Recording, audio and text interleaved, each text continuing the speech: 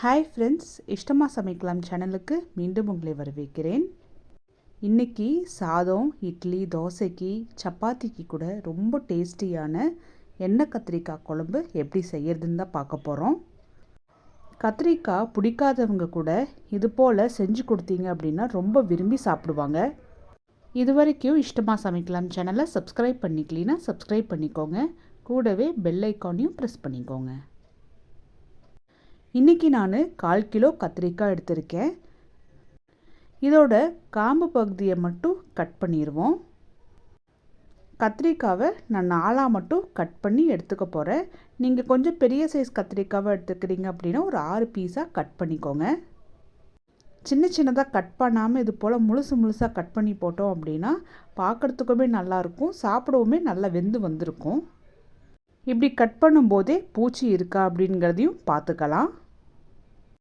ஒரு எலுமிச்சை சைஸ் புளி 1 டம்ளர் வெதுவெதுப்பான தண்ணியில் ஊற வச்சிடலாம். கடாயில் 2 டேபிள் ஸ்பூன் அளவுக்கு எண்ணெய் ஊற்றிக்கலாம்.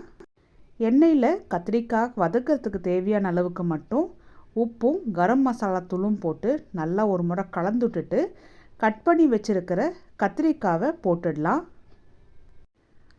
மிதமான சூட்லேயே கத்திரிக்காவை இந்த எண்ணெயில் நல்லா வதக்கினது போல் எடுக்கலாம்.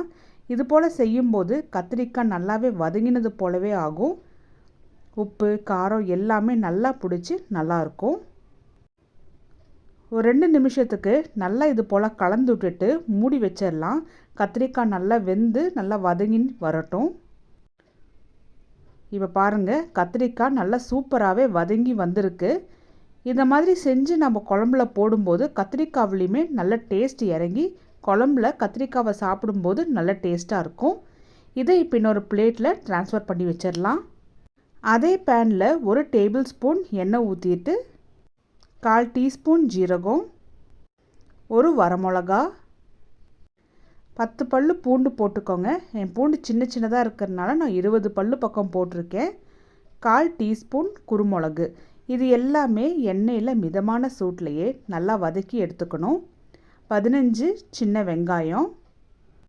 சின்ன வெங்காயம் இல்லை அப்படின்னா நீங்கள் பெரிய வெங்காயம் கூட யூஸ் பண்ணிக்கலாம். 4 கட் பண்ணின 3 தக்காளி. இது எல்லாத்தையுமே எண்ணெயில் நல்லா வதக்கி எடுத்துக்கணும். இது போல் ஃப்ரெஷ்ஷாக அரைச்சி குழம்புல போடும்போது குழம்பு நல்லா வாசனையாக இருக்கும். ஒரு 5 நிமிஷம் மட்டும் மூடி வச்சு நான் வேக வச்சு எடுத்துக்கிறேன். அப்போ வெங்காயமும் தக்காளியும் நல்லா சீக்கிரமாகவே எண்ணெயில் நல்லா வதங்கினது போல் ஆகும். இதை நல்லா ஒரு முறை கலந்துட்டுக்கலாம். பாருங்கள், தக்காளியை மசிச்சு விட்டால் நல்லா ஈஸியாக மசியறது போல் வந்திருக்கு. இதை இப்போ எண்ணெயில் நல்லா வதக்கி எடுத்துடலாம். கடைசியாக சின்னதாக கட் பண்ணி வச்சுருக்கிற ஒரு தேங்காவையும் போட்டு நல்லா கலந்துட்டுக்கலாம். இது போல் செய்யும்போது எண்ணெய் கத்திரிக்காய் குழம்பு நல்லா கெட்டியாக இருக்கும், தண்ணி மாதிரி இல்லாமல். இப்போ இதை வேறு பிளேட்டில் ட்ரான்ஸ்ஃபர் பண்ணிவிட்டு ஆறின பிறகு மிக்சியில் அரைச்சி எடுத்துடலாம். அதே கடாயில் 5 டேபிள் ஸ்பூன் நல்லெண்ணெய் ஊற்றிட்டு எண்ணெய் சூடான உடனே 1 டீஸ்பூன் கடுகு, 1 டீஸ்பூன் ஜீரகம், 1/4 டீஸ்பூன் வெந்தயம், கொஞ்சமாக கருவேப்பிலை.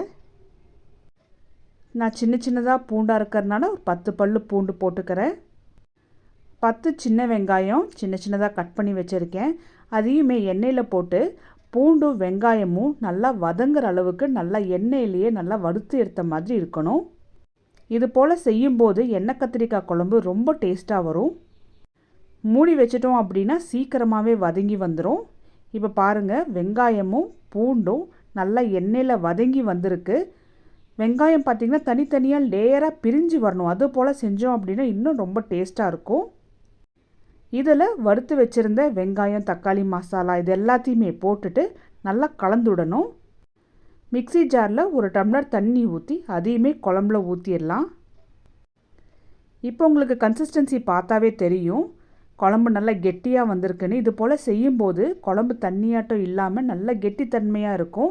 சாதத்துலலாம் போட்டு சாப்பிடும்போது நல்லா இருக்கும். இது நல்லா டேஸ்ட்டும் கொடுக்கும். வறுக்கும்போது 1 வரமிளகாவும் கொஞ்சமாக குருமிளகு தான் ஆட் பண்ணியிருக்கோம். அதனால் காரத்துக்கு ஏற்ற மாதிரி தனி மிளகாய் தூளும் 1 டீஸ்பூன் மல்லித்தூளும் 1/4 டீஸ்பூன் ஜீரகத்தூள் 1 டீஸ்பூன் கரம் மசாலா தூள் இதை ஆட் பண்ணிக்கலாம். தேவையான அளவுக்கு உப்பும் போட்டு நல்லா கலந்துட்டுக்கலாம். எப்போவுமே மசாலா குழம்புல சேர்த்து கலந்துடும்போது ரவுண்டு மோஷனில் கலந்துடுங்க. அப்போ சம அளவில் நல்லா கலந்துப்படும். அங்கங்கே திட்டு திட்டாக நிற்காது. 1/4 டீஸ்பூன் மஞ்சள் தூள், 2 சிட்டிகை பெருங்காயத்தூள். காரம் தேவையான அளவுக்கு மிளகாத்தூள், மசாலா தூள் எல்லாமே அட்ஜஸ்ட் பண்ணி போடணும். எந்த குவான்டிட்டி செய்கிறோம் அப்படிங்கிறதுக்கு ஏற்ற மாதிரி தான் நம்ம மசாலா ஆட் பண்ணணும். அதனால் எப்போவுமே டேஸ்ட் பார்த்துட்டு செஞ்சுக்கோங்க. இந்த ஸ்டேஜிலேயே வறுத்து வச்சுருந்த கத்திரிக்காவை போட்டுடலாம். அப்போ தான் குழம்பு கொதிக்கும் போதே கத்திரிக்காய்க்குள்ளேயுமே இந்த மசாலா எல்லாமே போயிட்டு இன்னும் நல்லா டேஸ்டியாக நல்லா வெந்து வரும். குழம்பு எடுத்து இது போல் கத்திரிக்காய்க்கு மேலே கொஞ்சம் ஊற்றி விட்டுட்டோம் அப்படின்னா நம்ம கட் பண்ணி வச்சுருக்கிற அந்த லேயருக்குள்ளேயுமே இது போல் குழம்பு பொய்க்கும். சாப்பிடும்போது அந்த தனியாக அந்த கத்திரிக்காய் டேஸ்ட் வராமல் நல்லா டேஸ்ட்டாக ஒன்று போல் மர்ஜ் ஆகிருக்கும். இதை நல்லா மூடி வச்சுட்டு எண்ணெய் நல்லா மேலே திரண்டு வர அளவுக்கே விட்டுடுங்க. ஒரு மிதமான சூட்டில் 20 நிமிஷம் பக்கம் விட்டோம் அப்படின்னாவே நல்லா இந்த கன்சிஸ்டன்சிக்கு வரும். நல்லா இது போல் கலந்து விட்டுட்டு கரைச்சி வச்சுருந்த புளி தண்ணியை ஊற்றிடலாம். அவ்வளோதான் பாருங்கள், நல்லா கமகமன்னு சூப்பரான சுவையில் எண்ணெய் கத்திரிக்காய் குழம்பு ரெடியாக இருக்குது. இப்போ இதை நல்லாவே கொதிக்க வச்சு எடுக்கணும். இதில் சின்ன சின்னதாக கட் பண்ணி வச்சுருக்கிற கொத்தமல்லியை தூவி விட்டுட்டு திரும்பவும் மூடி வச்சு ஒரு 10 நிமிஷம் மிதமான சூட்லேயே நல்லா கொதிக்க வச்சு எடுக்கணும். இன்னும் கொஞ்சமும் எண்ணெய் மேலே திரண்டு வந்து பாருங்கள் எவ்வளோ சூப்பராக எண்ணெய் கத்திரிக்காய் குழம்பு அப்படின்னு இந்த பேருக்கு ஏற்ற மாதிரி நல்ல சூப்பராக கன்சிஸ்டன்சியில் நல்லா இருக்குது. நீங்களும் இது போலவே எண்ணெய் கத்திரிக்காய் குழம்பு செஞ்சு பார்த்துட்டு எப்படி வந்துச்சுன்னு எனக்கு கமெண்ட் பண்ணுங்கள். இந்த வீடியோ உங்களுக்கு பிடிச்சிருந்தால் லைக் பண்ணுங்கள், உங்கள் ஃப்ரெண்ட்ஸ் எல்லாத்துக்கும் ஷேர் பண்ணுங்கள். இஷ்டமாக சமைக்கலாம் சேனலுக்கு சப்ஸ்கிரைப் பண்ணிக்கோங்க. டெய்லி நான் போடுற வீடியோஸ் உடனுக்குடனே நோட்டிஃபிகேஷன் வரத்துக்கு பெல் ஐக்கான் ப்ரெஸ் பண்ணிக்கோங்க. இட்லி, தோசை, சாதத்துக்கு எல்லாமே இது போல் எண்ணெய் கத்திரிக்காய் குழம்பு நல்ல ஒரு காம்பினேஷனாக இருக்கும்.